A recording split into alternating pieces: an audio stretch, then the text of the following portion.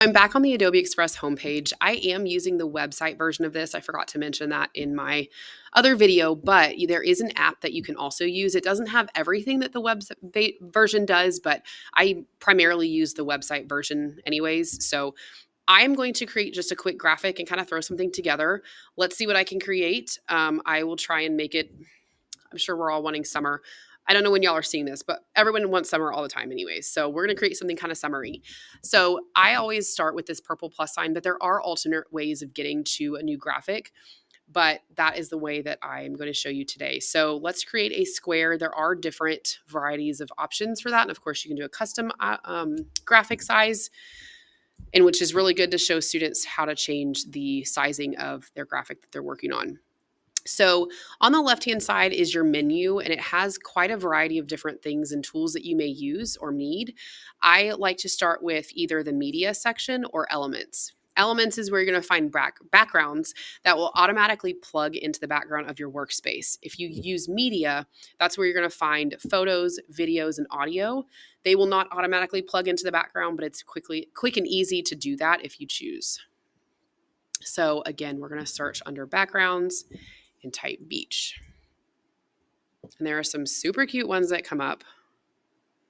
Let's go with, this one. This one's kind of calling me. So again, once I click on a background image that's in that section, it will automatically plug it into my workspace and lock it as the background. So it's not as easy to move around or manipulate. I'm going to go back to the elements, and I'm going to go for an icon.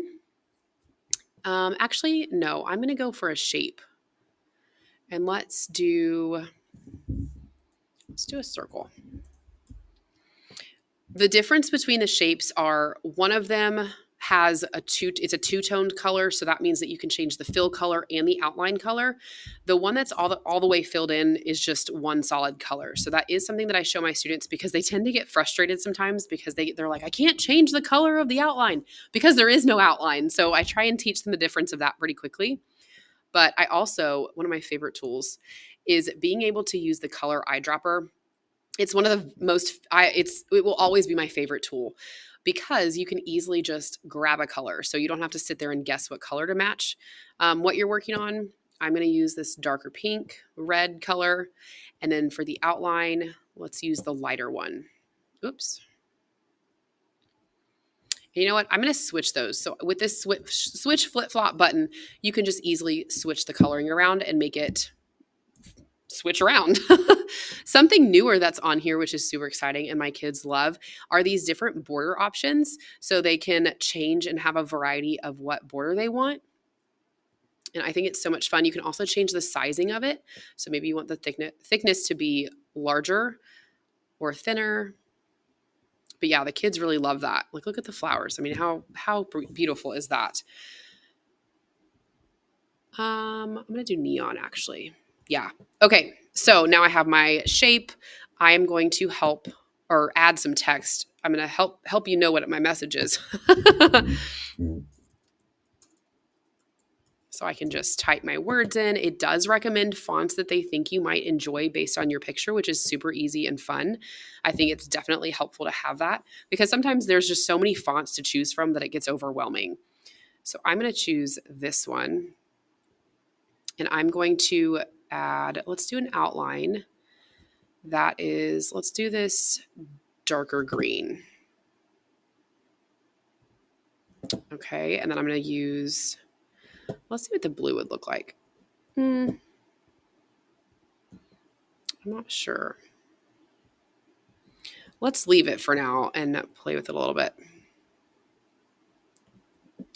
I can change the spacing of the lines. I can change the letter spacing. You can really get custom with this.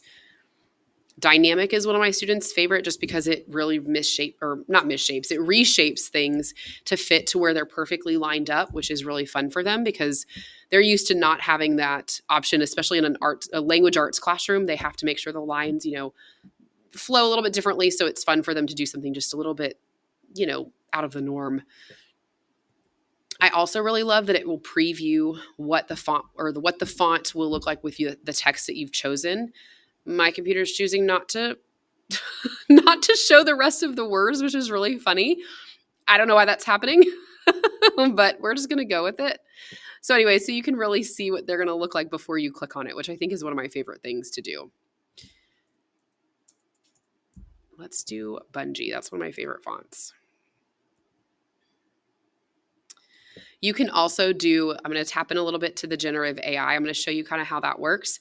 There's a generative AI option on here. I am going to generate an image. Let's do pink and green watermelon.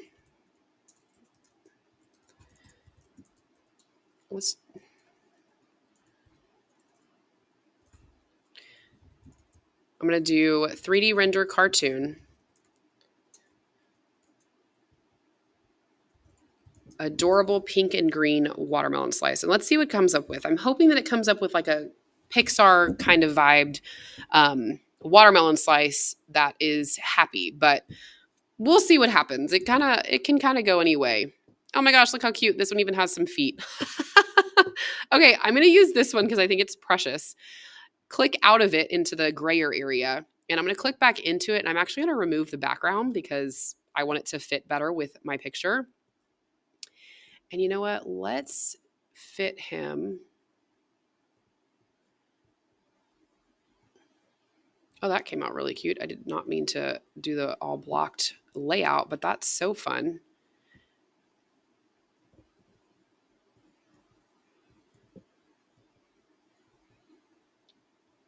Okay, I'm loving this.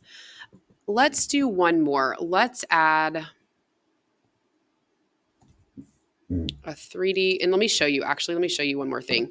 Before I create the new icon, cute little person item, it's not a person.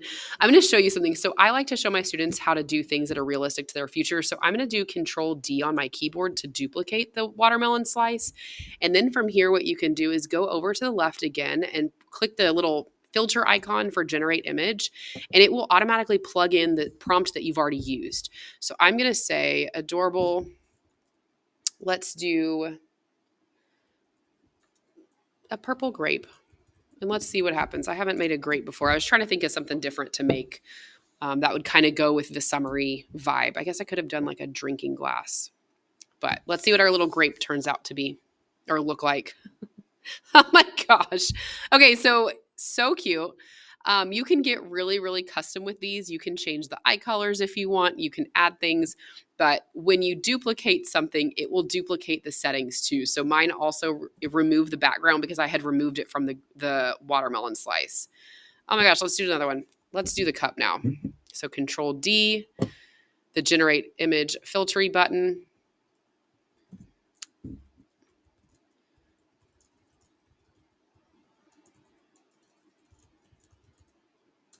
Let's just say with straw. Let's see what happens. So eliminate glass with a straw. I could change the color of the straw. What I've learned with the AI is simple is sometimes better. The more detail you add, the more mistakes that you could potentially have. Oh my goodness, so precious. I actually like the first one best. So there are my little summertime accompaniments. It's so cute. So anyways, so that's kind of how I would do that or explain it to students. And again, this is just real quick, but I think it came out really cute. So hopefully you can kind of think of some ideas to use in your classroom with this. But now I have a cute little picture to show my students of what I've made over the weekend.